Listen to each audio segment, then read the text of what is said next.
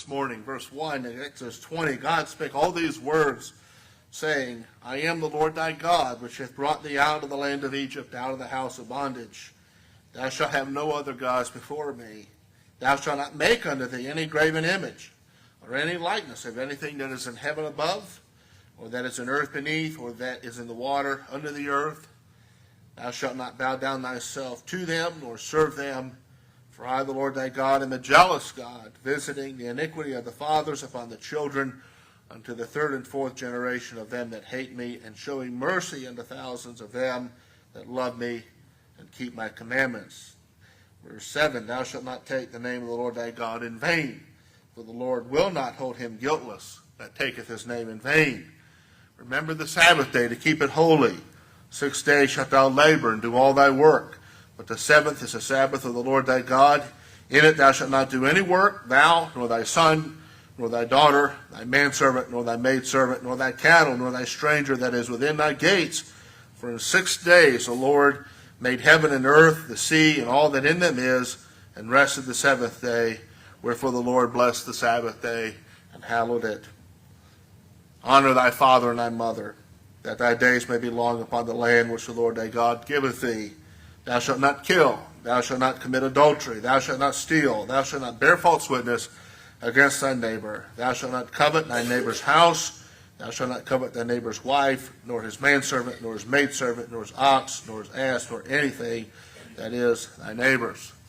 Again, our focus is going to be on verse 12. Honor thy father and thy mother, that thy days may be long upon the land which the Lord thy God giveth thee. I think it's fair to say that Exodus chapter 20, verse 12, that commandment, the fifth commandment, is the Bible's most basic, fundamental teaching on the family in the Bible. Like all of God's commandments in the Ten Commandments, it's an all-encompassing commandment. It's like peeling something like an onion, and you find there's layer after layer after layer to this commandment, so that you find that there's so much more entailed in this commandment than you might think at first glance. This commandment encapsulates everything that God intends for children to be and to do, not only in their homes, but for the rest of their lives, as long as they have parents alive on the face of the earth. That commandment also entails things that parents have to do to make sure that this commandment is carried out. The reason we read the first 17 verses of Exodus 20 was, as I mentioned, so we'd see the context, that this commandment to honor your father and your mother is found in the context of the Ten Commandments. And it's actually found in a pivotal place within the Ten Commandments. As we read those Ten Commandments, you may have noticed that those first 4 commandments have to do with various things concerning a person's relationship to God. You know, the first commandment, God is to be honored by being our sole object of worship. God is to be honored by not worshiping idols, whether an idol of some other god or even someone who would justify making an idol of God. God is to be honored by not taking his name in vain, and some very strict warning there concerning that. God was to be honored under the old covenant by the keeping of the Sabbath day and making sure it was holy. And, God pretty much buttoned that up by just saying about almost anything in your life, not just yourself, your manservant, your maidservant, all your kinds of animals, all of them were to observe the Sabbath. And so those had to do with various things that keep God in the right priority that God should be in a person's life. And then beginning with the fifth commandment, you notice that these don't necessarily have to do directly with God, but they have to do with our relationships to other people. Honoring parents, not murdering and taking someone else's life by murder, not committing adultery against your spouse, not stealing another person's property, not bearing false witness against another person, and not coveting what belongs to another person. The first 4 commandments have to do with you and God, and the last 6 commandments have to do with you and others. John touched upon this morning in Sunday school, talking about how love is the essence of God. God is love.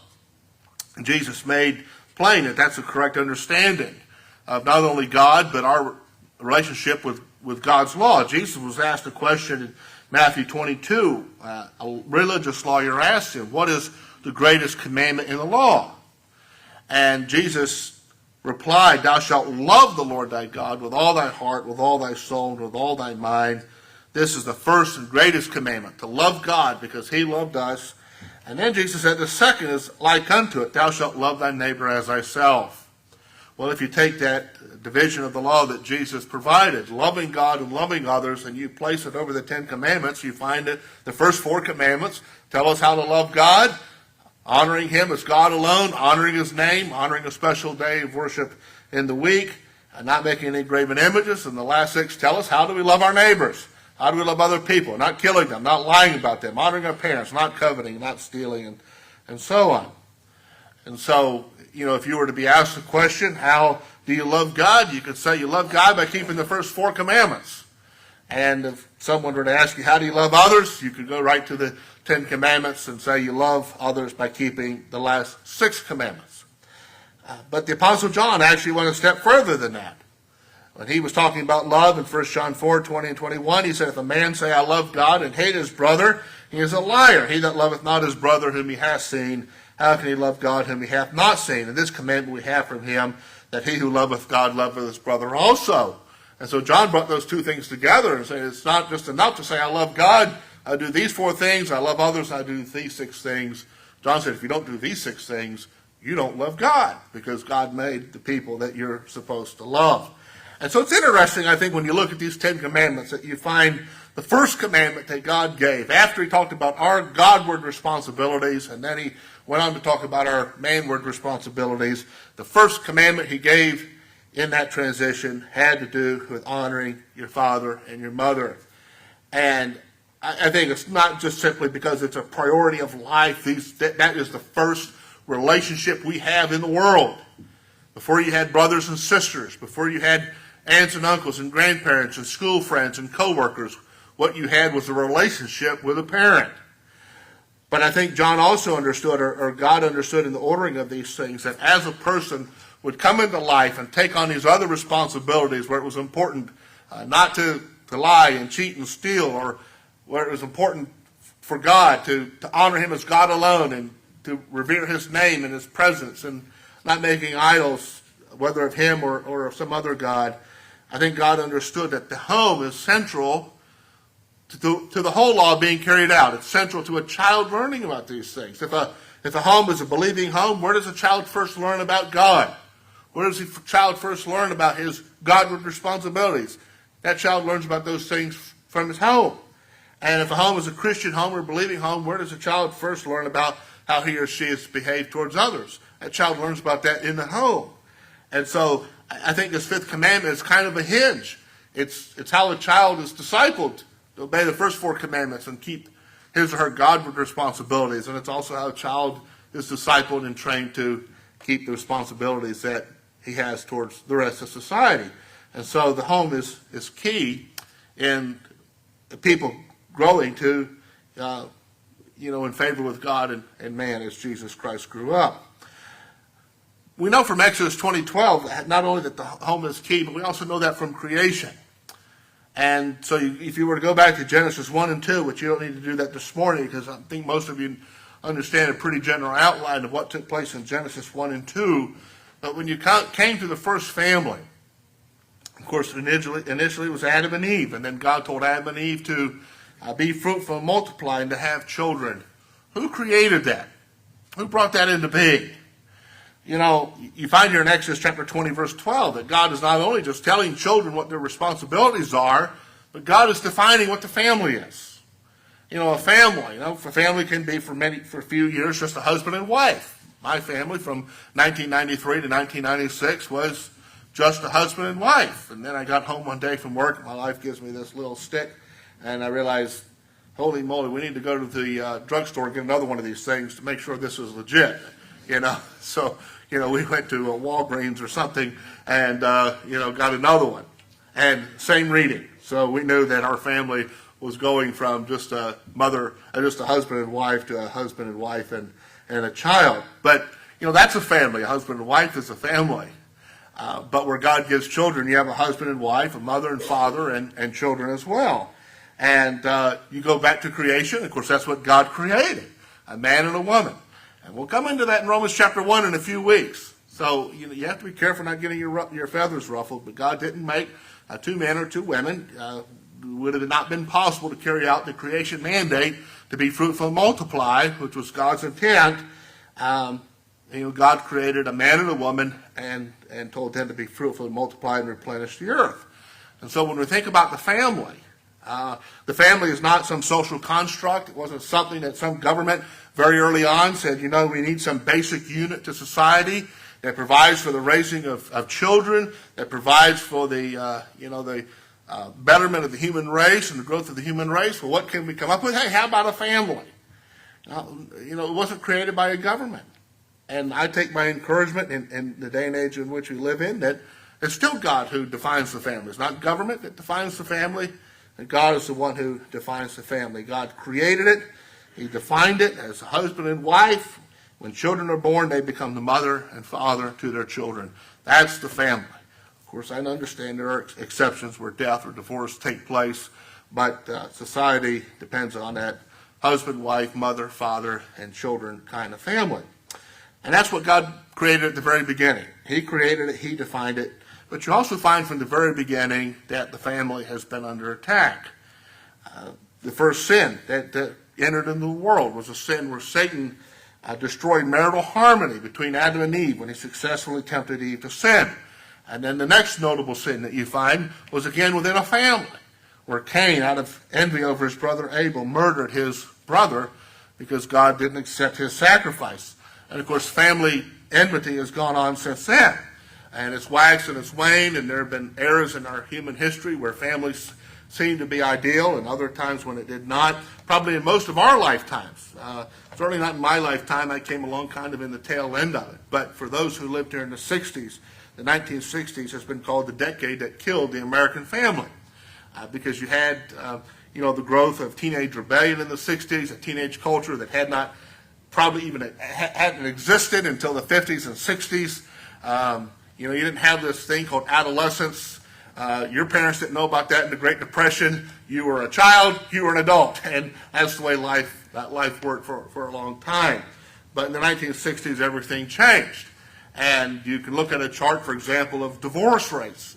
From 1960 to 1970, divorce rates shot up 50% in one decade.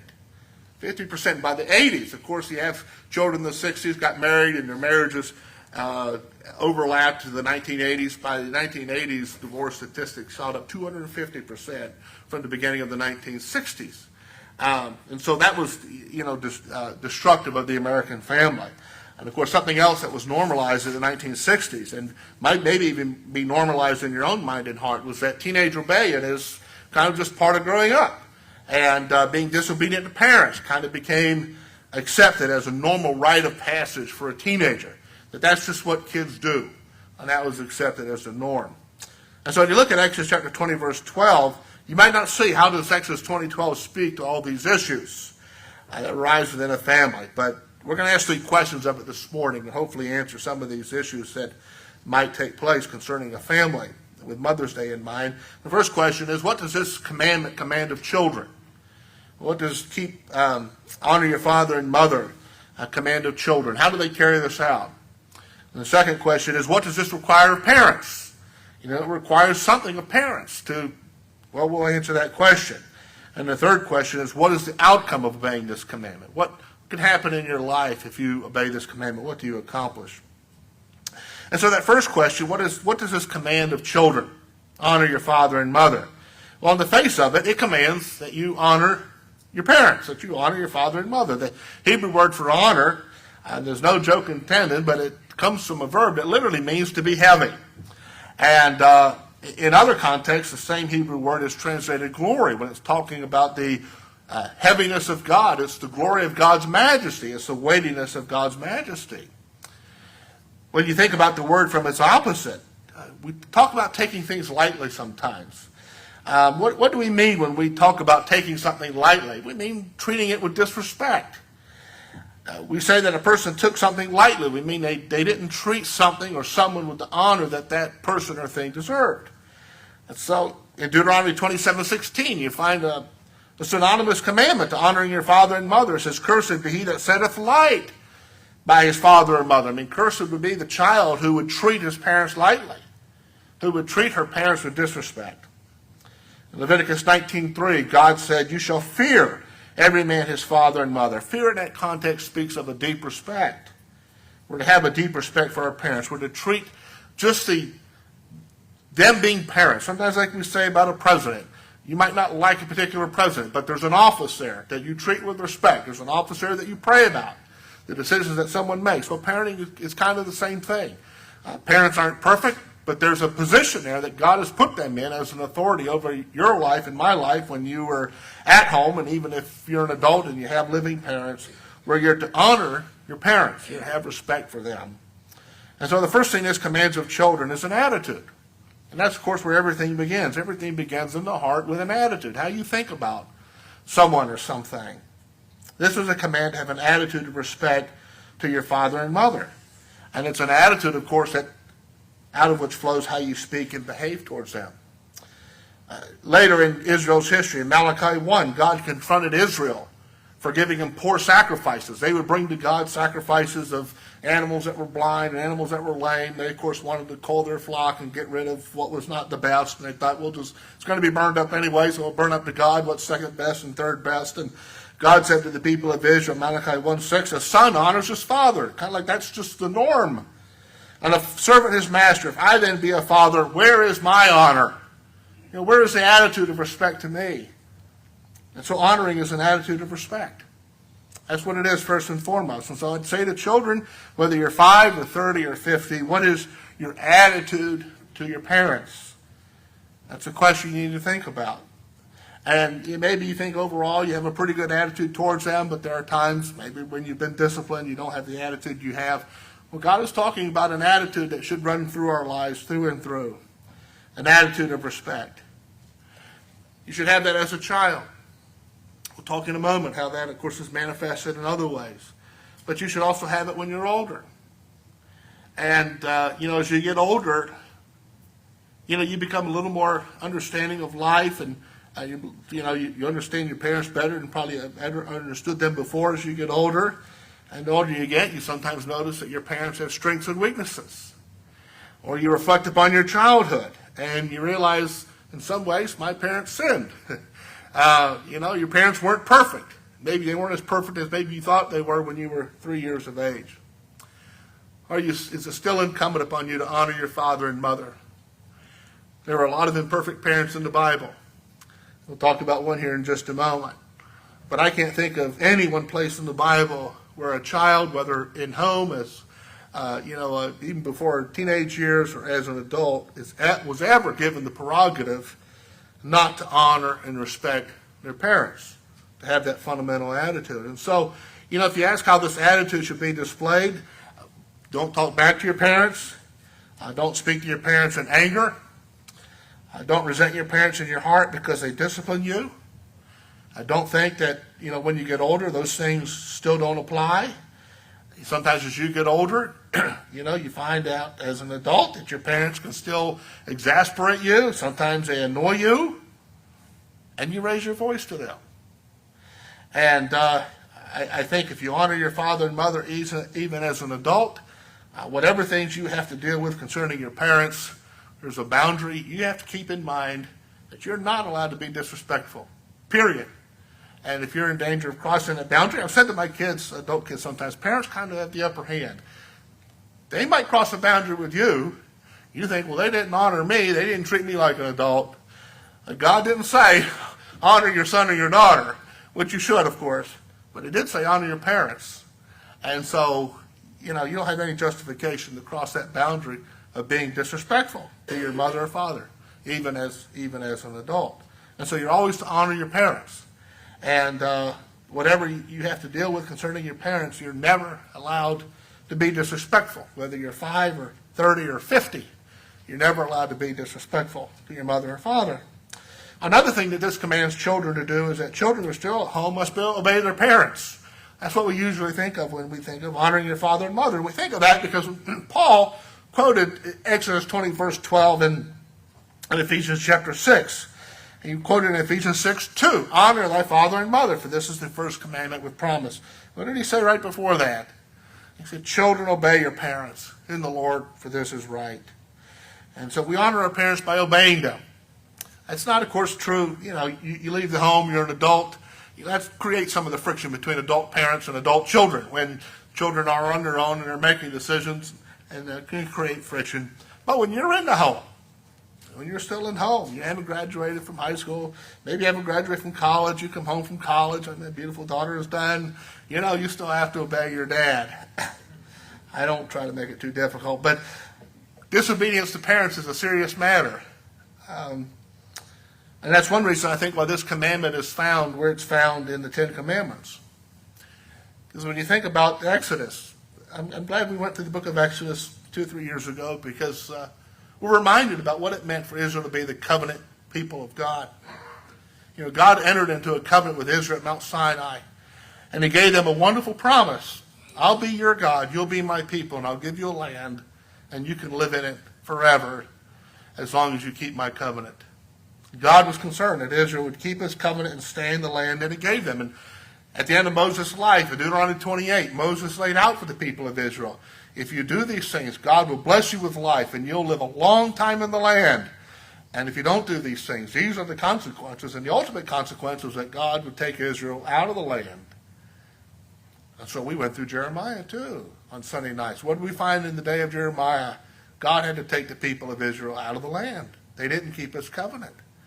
Keeping God's covenant had to do with all of Exodus 20 and the rest of the book of Exodus and the rest of Leviticus and Numbers and Deuteronomy. What was the one promise God gave in the Ten Commandments? And God said, if you do this, you will live a long time in the land. If you do this, Israel will be a covenant-keeping nation. If children learn to obey their parents, if their parents are raising them in nurture and admonition of the Lord and teaching them to live for God, what did God say in verse 12? That thy days may be long upon the land which the Lord thy God giveth thee. God was promising to the nation of Israel long life in the land, that they would keep his covenant. And key to that was, children, honor your parents. Children, of course, obey your parents. And so that's why under the Old Covenant, you find that persistent disobedience, not occasional disobedience or even just a child doing garden variety things, but there could be a time when a mother or father had a super rebellious child, one who cursed God, blasphemed God, would curse them, or be involved in drunkenness, and eventually the parents reach that point where they say, we can't do anything more with our son. What did they do to that son? They didn't send him to a reform home. They didn't send him to some, boot-style camp, get real with life kind of experience. Leviticus 29, everyone that curseth his father and mother shall surely be put to death. I'm sad to say I know of an uncle that did that to my grandfather over some stupid disagreement about hay, but cursed his own father. When my aunt called my father and told me about that, my father kind of cringed because he's the only believer in the family, and he realized, what if God eventually takes my uncle up on that? You cursed your own father. What's going to be the outcome of that?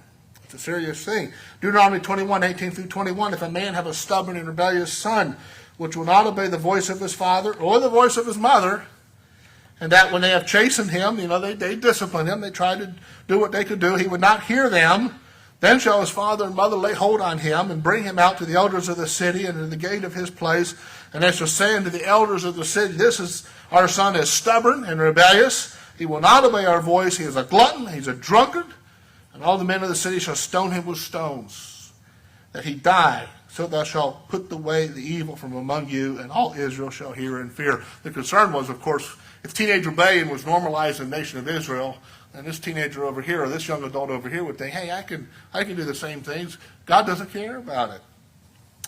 And so God nipped it in the bud. You take out that kind of persistently rebellious child and stone him to death. You don't often find any example in Israel where some of these things were carried out. God in his mercy didn't carry out a lot of the threats that he made upon the people of Israel. One thing God would show Israel was by saying, these are certain things you can do that deserve death. It was a reminder of how serious these things are. If God enforced his rights on that situation, that child could have died. And maybe a child who was like that would have read that and think, boy, I need to change my life. And so, when you're at home, I hope your children see that disobedience to your parents is very serious. St. Augustine said, if anyone fails to honor his parents, is there anyone he will spare? In other words, if a child grows up and learns to disregard what his mother and father says, will they obey a teacher? Will that child obey a police officer or an employer? If you don't learn to obey your parents, you're setting yourself up for a life of hurt and a frustrated life, because there's almost always someone to obey in life.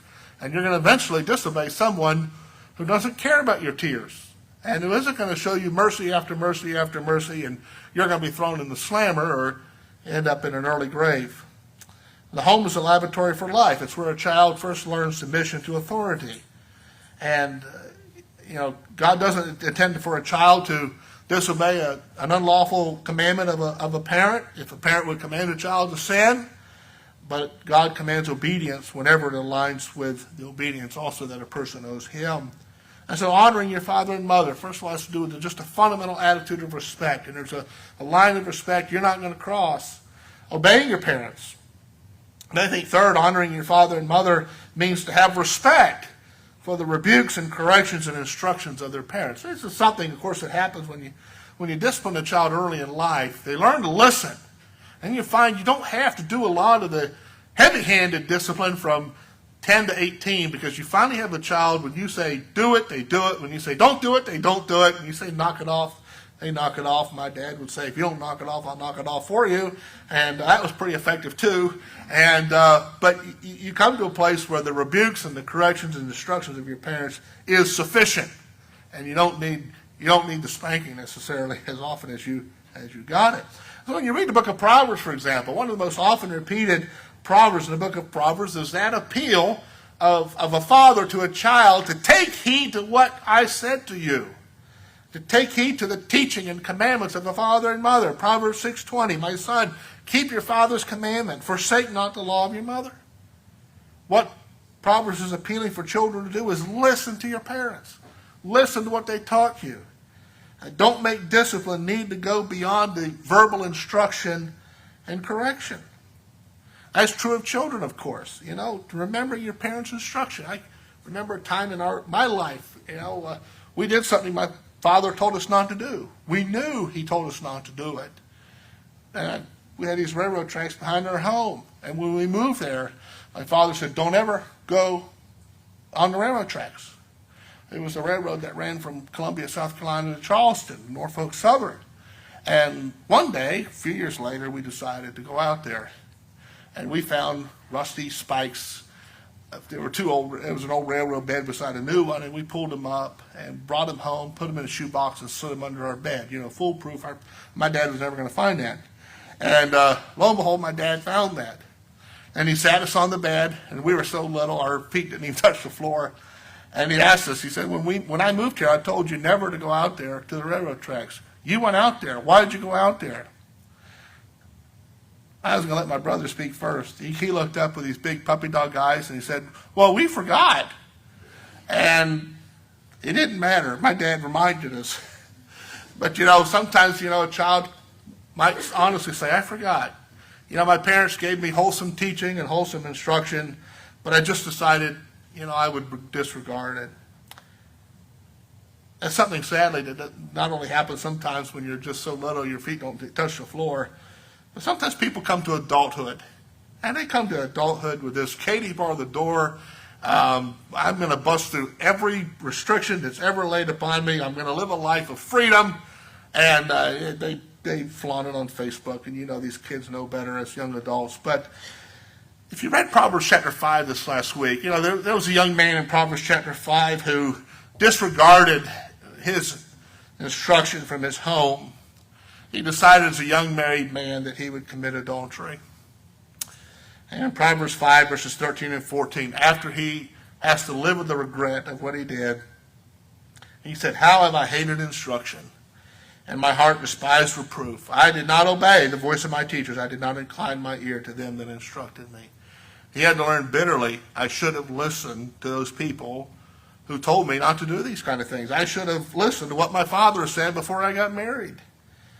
And unfortunately, such children, if they don't come to that realization, they go on and live a life like Proverbs 10:1 says, a wise son makes a glad father, but a foolish son is heaviness to his mother. And, if your parents did their best to raise you in the nurture and admonition of the Lord, they should not be visited with grief in older age because of the life that you live where you disregard their teaching, rebukes, correction, and instruction.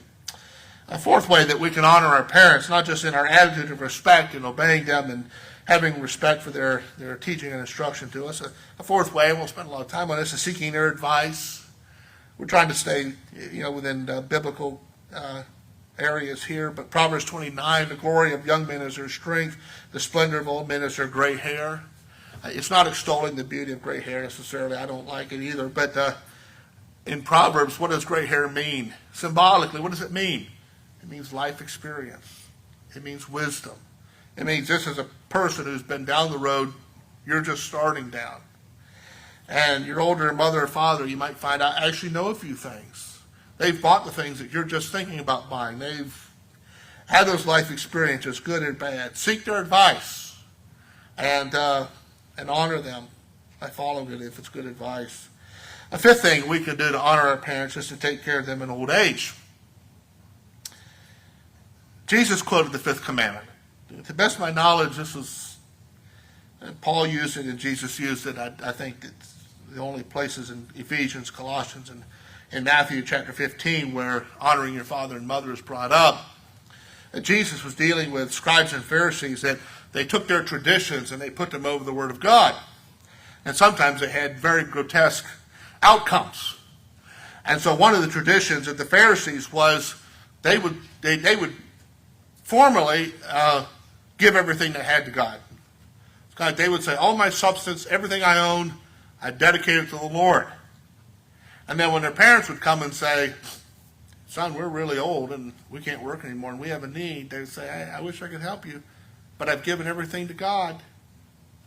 And Jesus said, God commanded, honor thy father and mother. And he that curseth father and mother, let him die the death. But you say, whosoever saith to his father and mother, it's a gift. In other words, I've given it to God. By whatsoever thou mightest be profited by me, and honor not his father and mother, he shall be free. Now he said, here you've disregarded the fifth commandment because you've come up with a tradition that says under this circumstance you don't have to keep the fifth commandment. What Jesus was saying is there's no sick way out of obeying the fifth commandment when you're older to honor your father and mother. Jesus connected that with taking care of them in old age.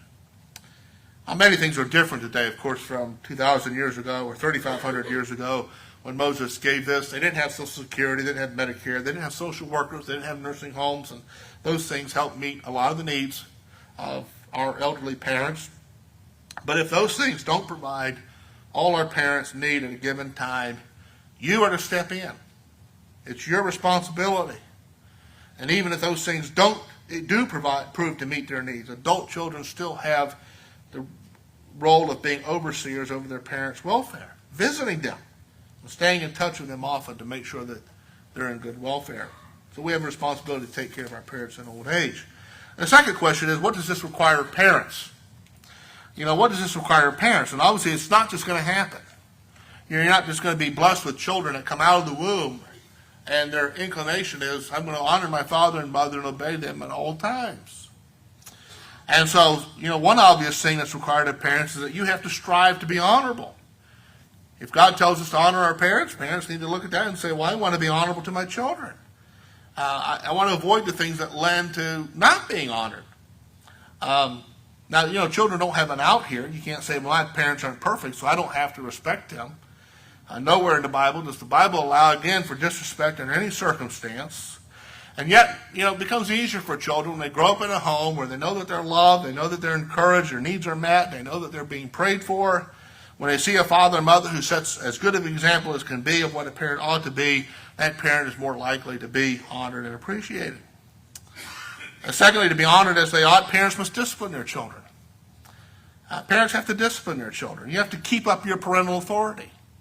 When you see a child not honoring you, you have to use discipline to bring them back in line so that they are a child who honors and obeys. You do not love your children if you don't discipline them.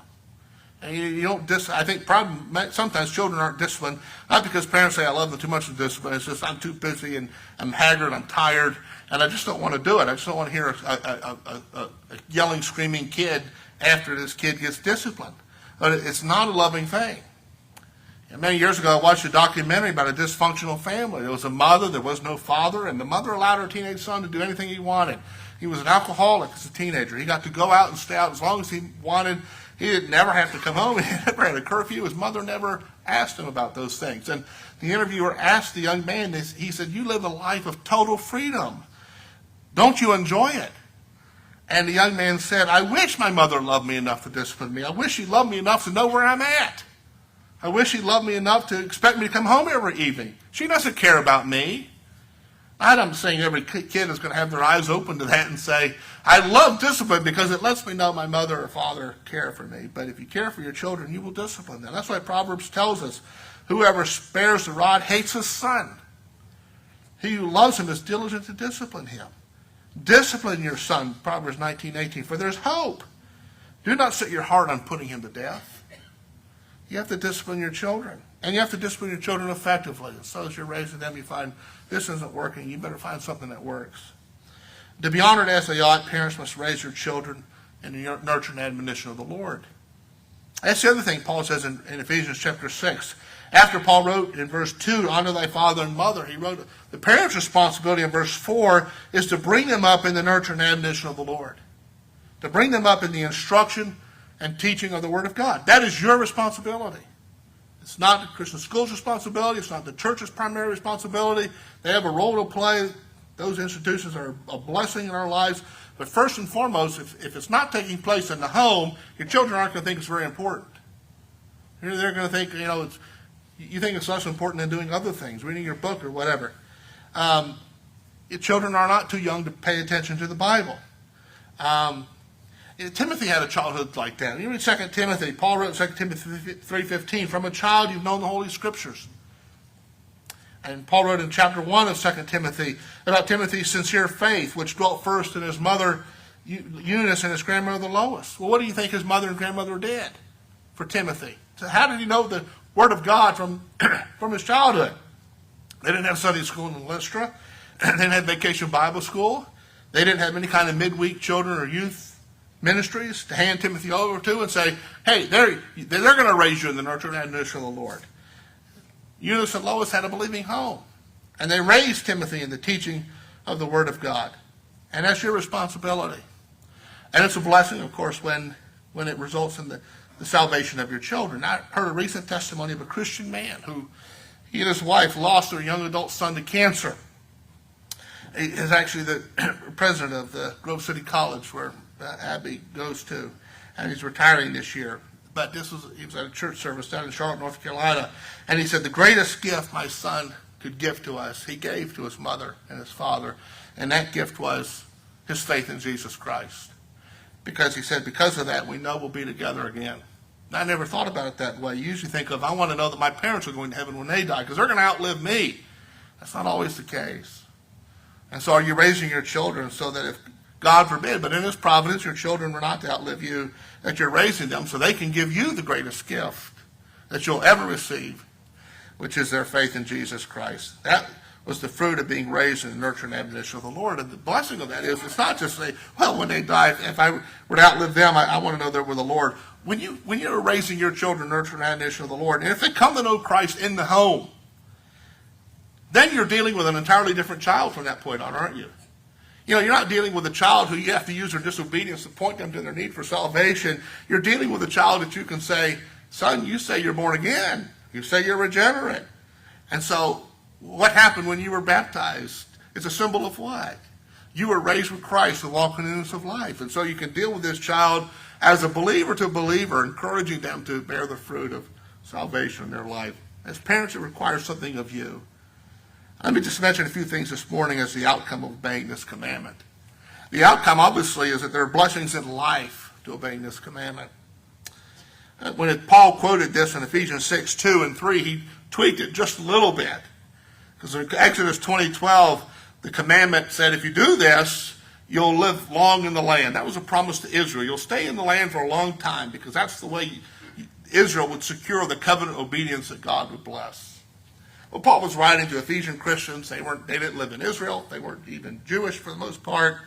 And so this is how, under the control of the Holy Spirit, he tweaked this a little bit. He said, honor thy father and mother, which is the first commandment with promise, that it may be well with thee. In other words, that you'll have a good life, and thou mayest live long on the earth. That doesn't mean godly children never die young. You know, this son of this college president did die young as a saved man. It doesn't mean ungodly children never live to be old. Sometimes they don't. Absalom probably lived half the lifetime he would have lived if he had not rebelled against his father.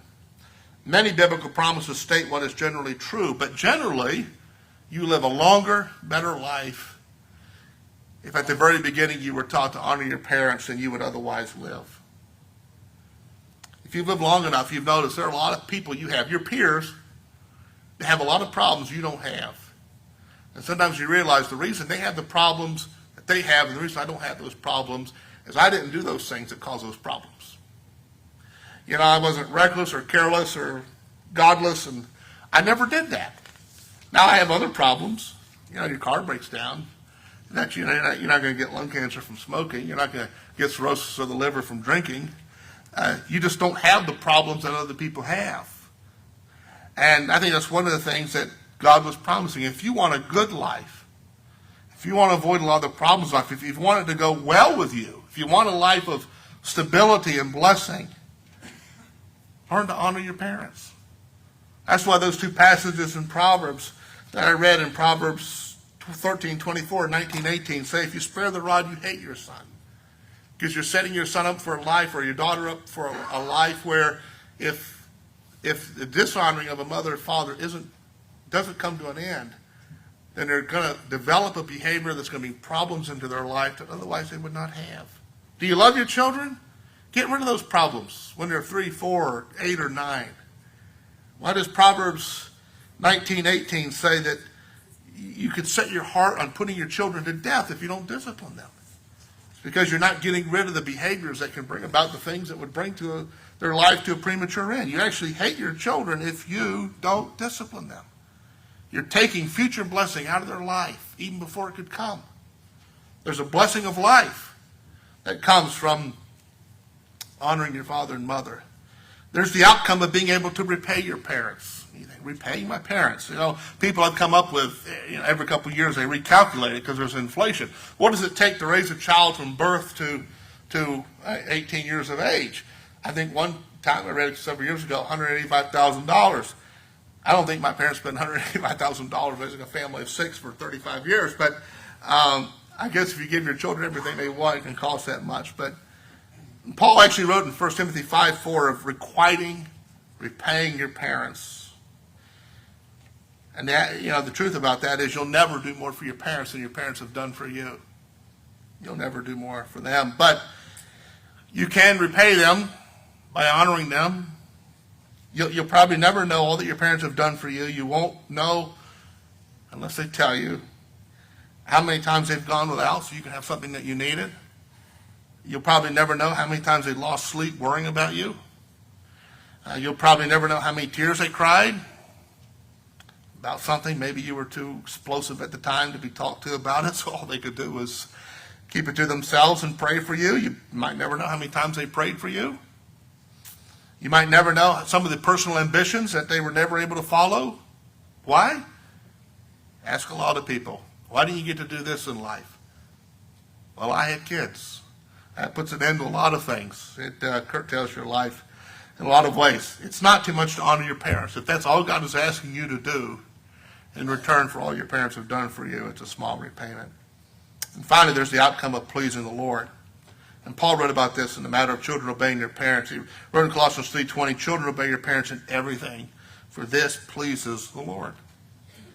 And Paul put it another way in Ephesians 6:1, this is right. It's a right thing to do. God is an authority. He's put an authority over you. You can choose your friends. You can't choose your family. God gave you your family. And it's just simply the right thing to do, to honor them. It pleases the Lord. And if you know that and it means anything to you, you're going to want to do it. Honoring your parents might be easy. You might look at your mother and father and say, it's the easiest thing in the world to do. I had parents that were just almost, in every regard, biblically what parents ought to be. Honoring your parents might not always be easy. There's someone in the Bible who had a very difficult father to honor. That was Jonathan. He had a father, King Saul. King Saul hated his best friend, wanted to kill David. He even tried to kill Jonathan because of his loyalty to David. He threw a spear at his own son. I mean, he had very profound disagreements with his father. He thought his his behavior was out of line. And he still died with him on the battlefield. You know, Jonathan found a way, even in spite of his father's imperfections, what is the way I can still honor my father? I can be a loyal soldier. I can still fight with him. And he fought for the people of Israel, and he lost his life in the end.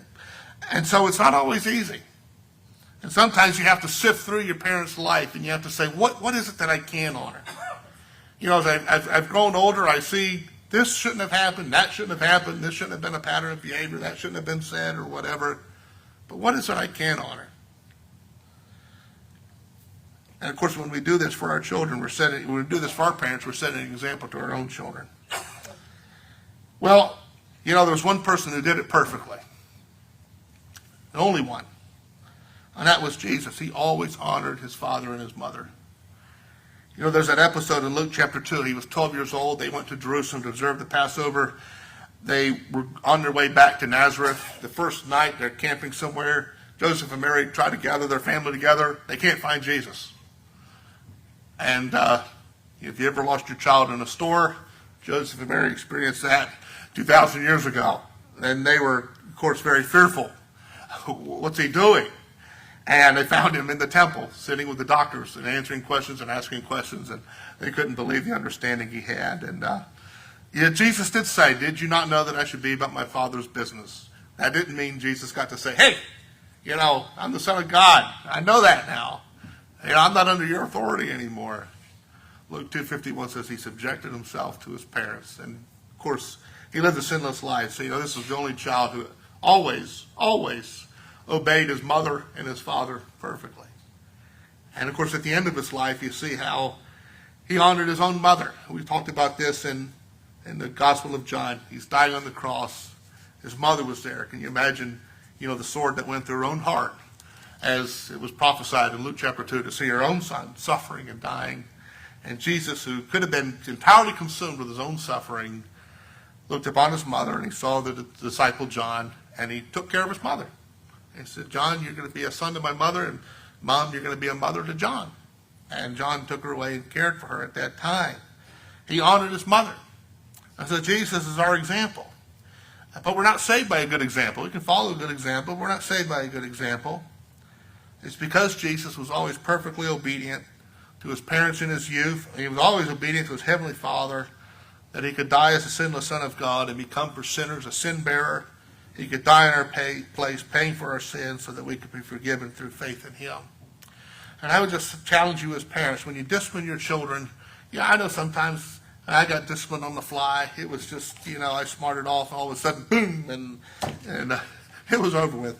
Sometimes my father would more formally deal with us, take us back to the bedroom, sit us on the bed, and have a heart-to-heart talk about what we did, why we did it, and what that means about our spiritual need. And you can take your children and say to your son or your daughter, if they're not saved, you know, this disobedience is wrong, first and foremost because we've said not to do it.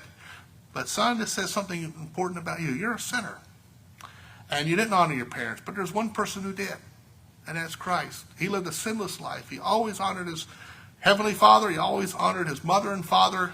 And because he lived that sinless life, he could die for our sins. And this sin that you committed shows that you need that. You need the salvation he died to provide for you. And if your children are saved, you can point out to them, now you have been saved by Christ. You can live like him and use that in the discipling of your own children. So honor your father and mother. You can do it when you're young. You can do it when you're older and you're an adult and they're still living. And I think you can even do it if your parents are gone, by thanking God for them.